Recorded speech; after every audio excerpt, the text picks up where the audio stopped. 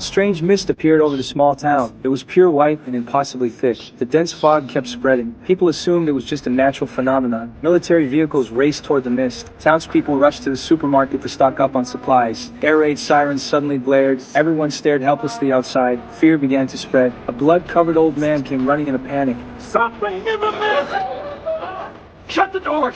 Shut the doors! Everyone was terrified at the sight of him and quickly shut the door. People pressed against the windows, trying to see what was out there. Suddenly, a man bolted outside. He opened his car door. The mist had arrived. Then came his agonizing screams from within the fog. Everyone was horrified. In an instant, the supermarket was swallowed by the mist. Clearly, this was no natural phenomenon. People started debating what was happening. Some said it was a lab accident, others claimed it was a military conflict, and some believed it was the end of the world. Suddenly, the supermarket began to shake. Someone suggested we stay put. It was too dangerous outside.